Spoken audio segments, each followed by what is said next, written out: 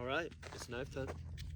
Today, we're getting to the legendary Gerber Mark II. Now, before we get into the specifics of this knife, we're going to get into the specifics of its origins. And the origins of this knife is this dude, Bud Holzman. He was in WWII, and he was into a bunch of heavy-duty stuff, and he got a Bronze Star, amongst other things. And after the big war, he come home to the Pacific Northwest, and he sold cars in Oregon for 20 years. And that's about the time, you know, the Vietnam War, that conflict started brewing. And he was like, you know what, I want to contribute to that. He was a very patriotic individual, and he believed in the cause. He was a true believer. And he came up with the original drawing, blueprint, you would say, of this knife. And it was very different. It had a narrow section and a big bell out, and it went like that.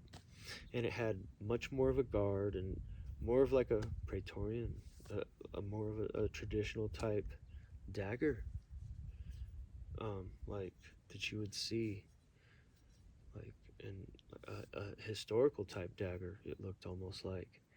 And it had a canted blade. The blade didn't come straight out of the handle. It had a canted blade, so it conformed to the body of the paratrooper. He designed it to be a paratrooper's knife for special forces type people. And they took that design and they worked it over, and they came up with a second version of it, and they made a prototype, and they took it to Fort Lewis, Washington, I suspect because that's the 2nd Battalion Rangers. And they said, hey, check this out. And through input from Ranger battalions and people in Fort Benning, Georgia, and Fort Bragg, and all the different places, Bud Holzman, he went around and he shopped this thing out, man. He was trying to get this thing issued and learning it and giving examples to dudes and saying, hey, what do you think of this, that, and the other? And they carried them and they used them, and like, yeah. And so he was getting that out there, and he needs to get a lot of credit for this iconic design. I mean, if you're into knives slightly, everybody knows that profile. You know what I'm saying? People have ripped this design off, all kinds of stuff. But anyway.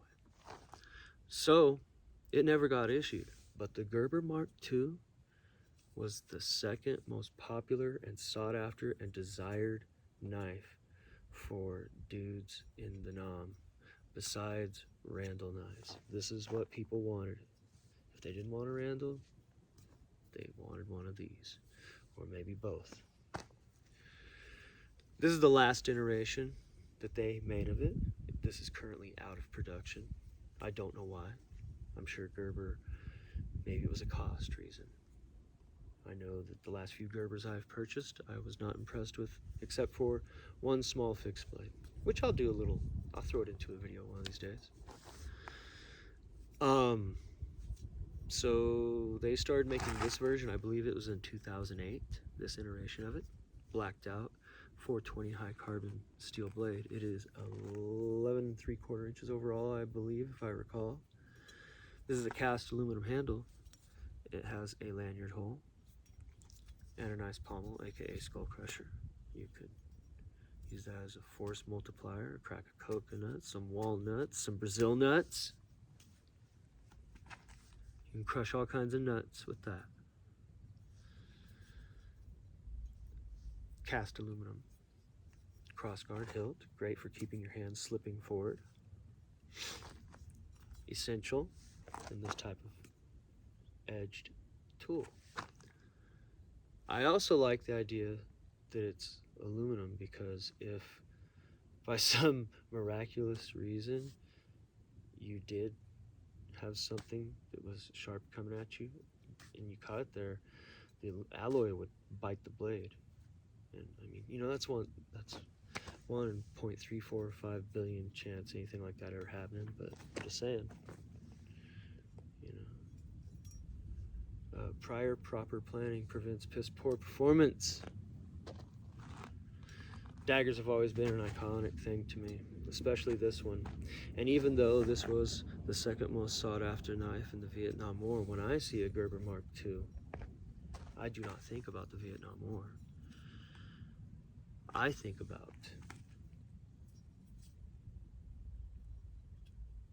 how 20 miles from here, there's fuel, thousands of gallons of it, as much as I want. Refiners they are, pumping it, ka-chunk, ka-chunk, ka-chunk. Road Warrior, man. Mel Gibson, Mad Max. Max Rockatansky, man. This was his knife from Mad Max 2, or for you international folk out there, or the Road Warrior for us here in America. The first time I ever laid eyes, if I recall correctly, was when Max pulled this out of his boot and got the gyro captain down on the ground and found out the location of the fuel. That's why I always wanted one of these, because I saw that movie when I was a very young lad, and it was very seminal in my young forming brain. And I always needed one of these.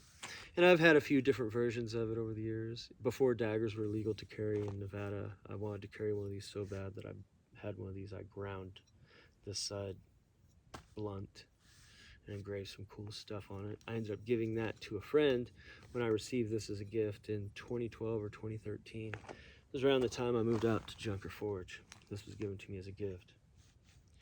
These came with a ballistic nylon sheath, kind of janky, but it did its job. There are all kinds of different aftermarket sheaths for these. I've made some. This one was given to me with the knife. It's a very cool aftermarket Kydex clamshell with a cool Kydex loop. I don't recall. I don't know who made that. It's just bitchin'. Yeah. If you're really into iconic knives, this would be one to get. They're pricey now. They're very pricey. I wish I still had my satin gray handled one from my youth that I got when I was a teenager. Boy, those are going for like $500. Not that I would get rid of it if I still had something, if I still had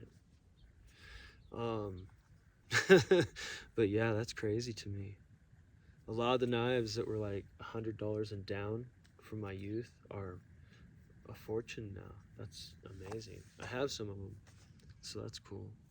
But this here, I tell you, this is an iconic knife. It's been copied, and there's people still making stuff like this. Some of the first knives they found in archaeological sites and everything else are good old daggers. They don't find fruit knives. It's weird. No matter where they dig, when they find ancient knives, it's usually a dagger or a broadsword, something that's been doing what it does for over 1,000 years, 2,000 years, more. These have a purpose, you know. Very cool, in my opinion. And there it is. Daggers are so cool. They're used in British SAS patches. Not this specific one. I'm just saying in general. They're used in lots of different United States military patches. Daggers are cool. Daggers are ritualistic. One might call a dagger an athame. You know what I'm saying? You would call a dagger an amulet. An amulet is a magical item that keeps something you don't want around you away from you. Hence the A. Away. Amulet. Away. Yeah. Yeah, so. And I mean, you could keep all kinds of nuisances away with something like this. Yeah, good old Bud Holzman. He deserves more credit. More people should know about that guy. This is basically the reason why Gerber blades became Gerber legendary blades. They have a few other iconic models in their lineup, but this was the original in my opinion. And I'm glad I still have this in my collection. But anyways, I got some errands to run, gotta do some things, do some chores. I hope everybody's having a great day out there, and we'll get back at you soon.